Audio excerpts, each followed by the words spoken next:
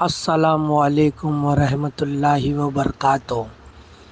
عمرے کے دوران گردی ہونے کی وجہ سے 2 رکعت سنت مقام ابراہیم کی چھوٹ گئی تو کیا کرنا چاہیے؟ وعلیکم السلام ورحمۃ اللہ وبرکاتہ۔ بسم اللہ الرحمن الرحیم وبہ نستعین وصلی اللہ علی نبینا محمد وآلہ وصحبہ اجمعین، اما بعد۔ دیکھیے، طواف کے بعد مقام ابراہیم کے پاس 2 رکعت نماز پڑھنا سنت ہے۔ 2 رکعت نماز پڑھنے کا شریعت میں حکم دیا گیا ہے۔ پہلی رکعت میں سورۃ الکافرون اور دوسری رکعت میں سورہ اخلاص نبی کریم صلی اللہ علیہ وسلم سے پڑھنا ثابت ہے۔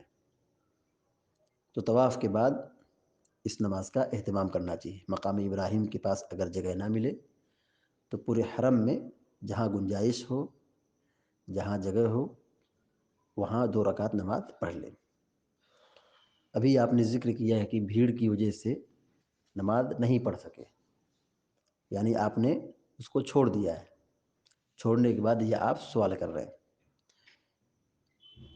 حج یا عمرہ کرنے سے پہلے اور سفر کرنے سے پہلے حج کے مسائل یا عمرہ کے مسائل سیکھ کر کے جانا چاہیے، تاکہ وہاں کسی بھی طریقے سے کوئی بھی رکن یا کوئی بھی عمل فوت نہ ہو پائے، تاکہ حج اور عمرہ یہ دونوں عبادت شریعت کے مطابق اور سنت کے مطابق ادا ہو سکے۔